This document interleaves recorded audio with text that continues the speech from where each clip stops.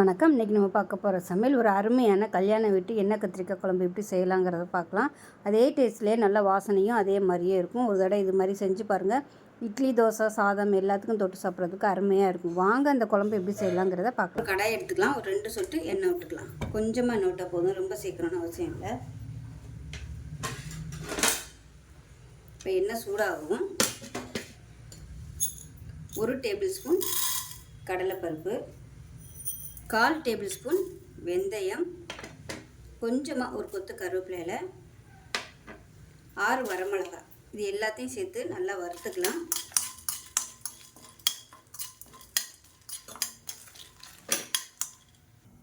இப்போ இது எல்லாமே நல்லா வறுபட்டுருச்சு. மிக்ஸி ஜாருக்கு மாற்றிக்கலாம்.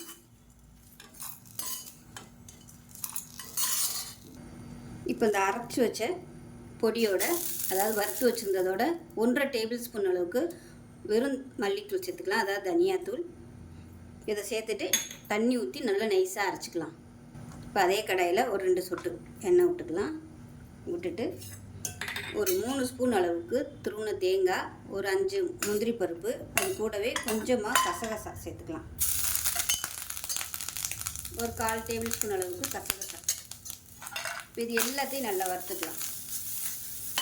தேங்காய் நல்லா சிவந்து வரணும், இந்த அளவுக்கு வதக்கிக்கலாம். இப்போ பாருங்கள், நல்லா சிவந்து வந்துருச்சு. இப்போ இதையும் மாற்றிக்கலாம். இப்போ நம்ம வறுத்து வச்சுருந்த இந்த மசாலாவோட சேர்த்துக்கலாம். இப்போ இந்த தேங்காய், முந்திரி பருப்பு எல்லாத்தையும் நம்ம வறுத்து வச்சுருந்த மசாலாவோட சேர்த்து எல்லாத்தையும் ஒன்றாவே அரைச்சிக்கலாம். தனித்தனியாக அரைக்கணும் அவசியம் இல்லை, ஒன்றாவே அரைச்சிக்கலாம். அரைச்சிட்டு பார்க்கலாம்.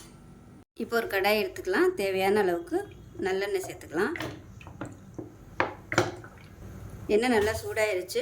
1 டீஸ்பூன் கடுகு, 1 டீஸ்பூன் சோம்பு, கொஞ்சமாக வெந்தயம் சேர்த்துக்கலாம்.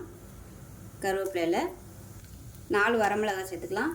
இப்போ இது எல்லாமே பொரிய ஆரம்பிக்கவும் மீடியம் சைஸாக ஒரு பெரிய வெங்காயம், ஒரு 10 பல் பூண்டு சேர்த்துக்கலாம்.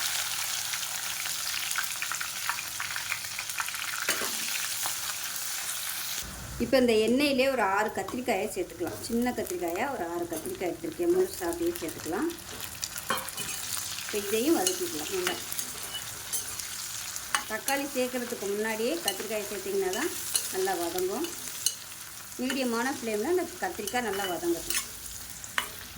இப்போ கத்திரிக்காய் நல்லா வதங்கிடுச்சு. இப்போ அதில் வந்து குழம்புக்கு தேவையான அளவு மசாலா சேர்த்துக்கலாம். வீட்டில் எது வச்சுருக்கீங்களோ நீங்கள் அதை யூஸ் பண்ணிக்கோங்க. காரமும் உங்களுக்கு தேவையான அளவு சேர்த்துக்கோங்க. இப்போ இந்த எண்ணெயிலே நல்லா வதக்கி விட்டுக்கலாம். மீடியமான ஃப்ளேமில் ஒரு பரட்டி விட்டுட்டு 3 தக்காளி மிக்சியில் அடித்து வச்சுருக்கேன், அதை சேர்த்துக்கலாம். நீங்கள் நறுக்கி சேர்க்குறதுனாலும் சேர்த்துக்கலாம். இந்த தக்காளியை இதோட சேர்த்துக்கலாம். சேர்த்துட்டு நல்லா எண்ணெய் பிரிஞ்சு வர அளவுக்கு வதக்கிக்கலாம். தக்காளி வதங்கி நல்லா எண்ணெய் பிரிய ஆரம்பிச்சிச்சு. இந்த ஸ்டேஜில் தண்ணி சேர்த்துக்கலாம். நல்லா சூடான தண்ணியாக சேர்த்துக்கோங்க. சேர்த்து நல்லா கலந்து விட்டுட்டு நம்ம அரைச்சி வச்சுருக்க அந்த தேங்காய் பேஸ்ட்டை சேர்த்துக்கலாம். கடலைப்பருப்பு, தேங்காய்லாம் அரைச்சோம் இல்லையா, முந்திரி பருப்பெல்லாம், அந்த பேஸ்ட்டை வந்து சேர்த்துக்கலாம்.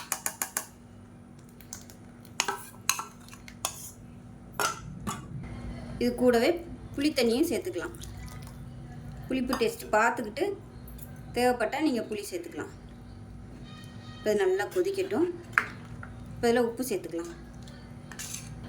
தேவையான அளவுக்கு உப்பு சேர்த்துக்கலாம். இப்போ இது கொதிக்க ஆரம்பிக்கையில் 2 துண்டு பட்டை சேர்த்துக்கலாம். நான் தாளிக்கையில் சேர்க்கலை, நீங்கள் தாளிக்கையில் சேர்த்துக்கோங்க. இதான் நல்ல ஒரு ஃப்ளேவர் கொடுக்கும். நான் ஹை ஃப்ளேமில் வச்சுட்டு கொதிக்க ஆரம்பிக்கையில் அடுப்பு நல்லா குறைச்சி வச்சுக்கலாம். இப்போ பாருங்கள், நல்லா கொதிக்க ஆரம்பிச்சிருச்சு. இப்போ அடுப்பு நல்லா குறைச்சி வச்சிடலாம். மீடியமான ஃப்ளேமில் நல்லா கொதிக்கட்டும். இப்போ குழம்பு எப்படி இருக்குன்னு பார்க்கலாம். பாருங்கள், சூப்பராக வந்துடுச்சு. ஓரம்லாம் அப்படியே எண்ணெய் விட ஆரம்பிச்சிருச்சு. இப்போ அருமையான எண்ணெய் கத்திரிக்காய் குழம்பு ரெடி ஆகிடுச்சு. ஸோ இதே மெத்தடில் செஞ்சு பாருங்கள், நல்ல வாசனையாக இருக்கும். செஞ்சு பார்த்துட்டு எப்படி இருந்துச்சுங்கிறத சொல்லுங்கள். இட்லி, தோசை, சாதம் எல்லாத்துக்குமே அட்டகாசமாக இருக்கும். செஞ்சு பாருங்கள். செஞ்சு பார்த்துட்டு எப்படி இருந்துச்சுங்கிறத சொல்லுங்கள். வீடியோ பிடிச்சிச்சின்னா லைக் பண்ணுங்கள், கமெண்ட் பண்ணுங்கள், சேனலை சப்ஸ்கிரைப் பண்ணுங்கள், பக்கத்தில் பெல் பட்டனையும் ப்ரெஸ் பண்ணுங்கள். நன்றி.